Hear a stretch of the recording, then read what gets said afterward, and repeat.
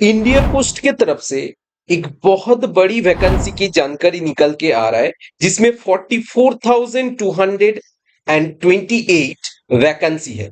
इसके लिए eligible criteria क्या है, कैसे आप अप्लाई करोगे, किस पोस्ट में वैकेंसी है, सारा जानकारी इस वीडियो में देने वाला। So basically branch post master, assistant branch post master and डाक सेवक पोस्ट में वैकेंसीज निकला है एंड टोटल जो वैकेंसी है 44,228 वैकेंसी है। अब बात करते हैं वैकेंसी डिटेल्स के बारे में। तो बेसिकली स्टेट वाइज वैकेंसी निकला है, जैसे कि आंध्र प्रदेश के लिए देख सकते हो 1355 वैकेंसी है, असम के लिए 896 वैकेंसी है, बिहार के लिए 2558 वैकेंसी है, छत्तीसगढ़ के लिए 1338 वैकेंसी है, दिल्ली के लिए 22 वैकेंसी है, गुजरात के लिए 2034 वैकेंसी है, हरियाणा के लिए 241 वैकेंसी है, हिमाचल प्रदेश के लिए 708 वैकेंसी है, जम्मू कश्मीर के लिए 442 वैकेंसी है, झारखंड के लिए 2104 वैकेंसी है, कर्नाटका के लिए देख 1940 वैकेंसी है, केरला के लिए 2433 वैकेंसी है, मध्य प्रदेश के लिए 4011 वैकेंसी है, महाराष्ट्र के लिए 3170 वैकेंसी है, नॉर्थ ईस्टर्न के लिए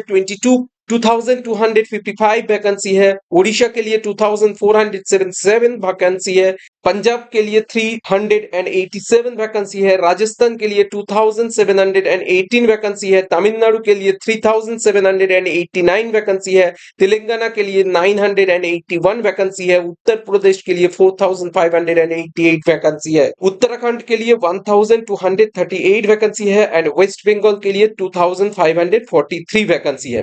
तो स्टेट वाइज वैकेंसी तो ये है। अब देखो, आप कोई भी स्टेट में अप्लाई कर सकते हो, मगर उस स्टेट का लैंग्वेज आपको आना चाहिए। मतलब जिस रीजन के लिए आप अप्लाई करोगे उस रीजन का लैंग्वेज आपको पता होना चाहिए। जैसे कि मैं डिटेल्स वैकेंसी की तरफ जाऊं तो यहाँ पे मैं दिखा देता हूं।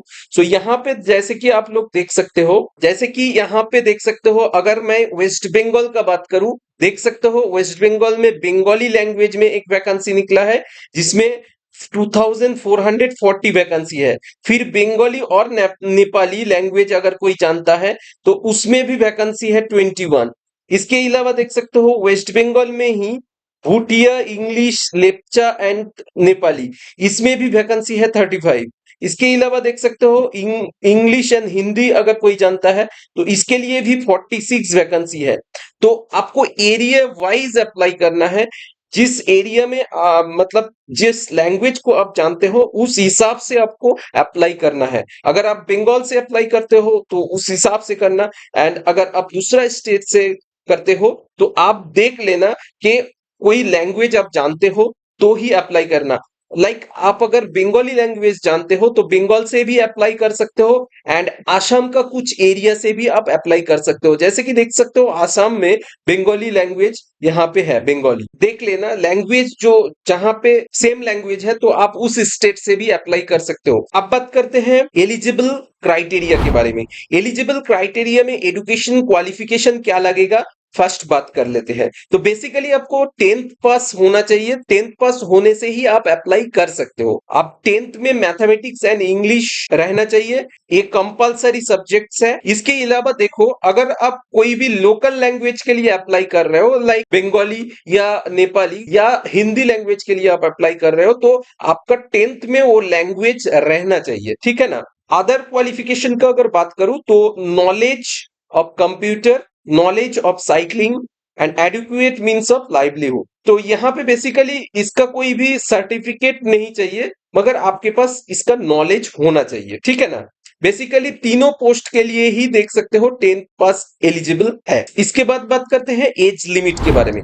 तो यहाँ पे बेसिकली जो एज लिमिट है 18 ईयर्स से 40 ईयर्स तक आप अप्लाई कर सकते हो। मिनिमम एज लिमिट जो है 18 ईयर्स है एंड 40 ईयर्स जो है अपर एज लिमिट है। एज रिलैक्सेशन भी कैटेगरी वाइज मिलेगा, जैसे कि देख सकते हो schedule caste and schedule tribe के लिए 5 इयर्स का एज रिलैक्सेशन मिलेगा। ओबीसी कैटेगरी के लिए 3 इयर्स का एज रिलैक्सेशन मिलेगा। इकोनॉमिकली वीकर सेक्शंस के लिए कोई भी एज रिलैक्सेशन नहीं मिलेगा। पर्सन्स विद डिसेबिलिटी इसके लिए 10 इयर्स का एज रिलैक्सेशन मिलेगा। Person with disability plus OBC इसके लिए 13 इयर्स का एज रिलैक्सेशन मिलेगा।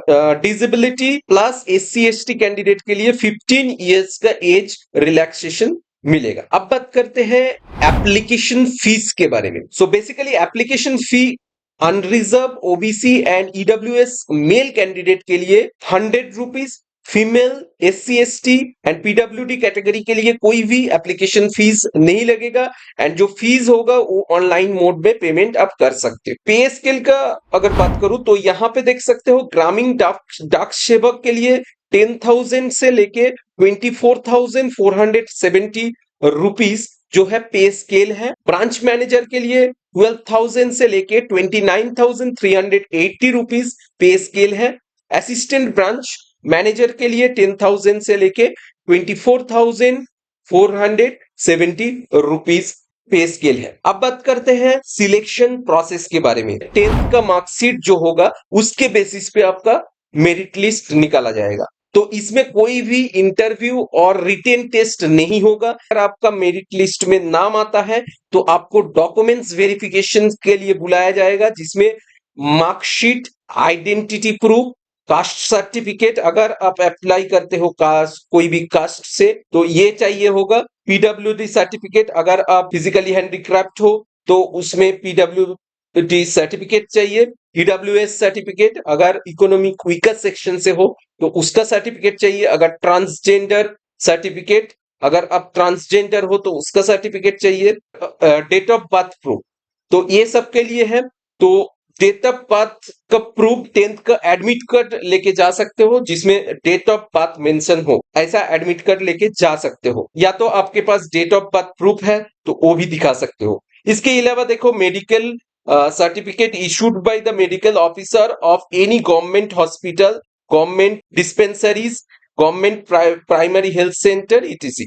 तो एक मेडिकल सर्टिफिकेट भी आपको चाहिए होगा। एंड लास्ट जो है certificate issued by the competent authority in respect of knowledge of tribal and local dialects in case of engagement in the state of Arunachal Pradesh। ये only for अरुणाचल प्रदेश के लिए है, बाकी स्टेट के लिए ये एप्लीकेबल नहीं है। तो बेसिकली ये सारा डॉक्यूमेंट्स आपको चाहिए। तो बेसिक जो डॉक्यूमेंट्स चाहिए, मार्कशीट चाहिए, आइडेंटिटी प्रूफ चाहिए, अगर आप कास्ट से अप्लाई करते हो तो कास्ट सर्टिफिकेट चाहिए and date of birth proof चाहिए एंड एक मेडिकल सर्टिफिकेट चाहिए। अब बात करते हैं इंपॉर्टेंट डेट्स के बारे में। तो एप्लीकेशन प्रोसेस जो है 15 जुलाई से स्टार्ट हो चुका है एंड लास्ट डेट 5 अगस्त तक चलेगा। इसके बाद जो एडिट एंड करेक्शन विंडो जो आएगा 6 अगस्त को आएगा एंड 8 अगस्त तक आप एडिट एंड करेक्शन आपका एप्लीकेशन को कर सकते हैं। इसके बाद बात करते हैं how to apply for India post office GDS recruitment.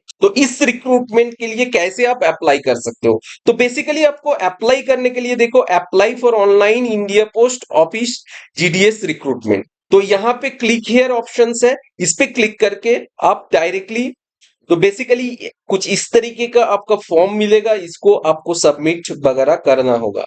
तो यहां से आप अप्लाई कर सकते हो। तो अगर आप डिटेल में रजिस्ट्रेशन प्रोसेस के बारे में जानना चाहते हो तो कमेंट सेक्शन पे जरूर बताना, मैं एक सेपरेट वीडियो बना दूंगा। इसके बाद देख सकते हो कोई भी वैकेंसी आपका निकला है तो उसका ऑफिशियल नोटिफिकेशन चेक कर लेना, उसके बाद ही अप्लाई करना। तो बेसिकली यहाँ पे आपको मिल जाएगा सर्किल वाइज नोटिफिकेशन। इस पे क्लिक हेयर पे क्लिक करोगे तो यहाँ पे देख सकते हो डिफरेंट स्टेट के लिए डिफरेंट जो वैकेंसी निकला है वो पूरा यहाँ पे है, ठीक है। और इसके बाद जो ऑफिशियल नोटिफिकेशन है यहाँ पे download notification India post office GDS recruitment, तो इस पे क्लिक करोगे तो यहाँ पे ऑफिशियल नोटिफिकेशन आपको मिल जाएगा। तो यहां से आप डिटेल्स में आप एक बार चेक कर लेना एंड अगर कोई भी इसके रिलेटेड सवाल या सुझाव है तो कमेंट सेक्शन पे जरूर बताना।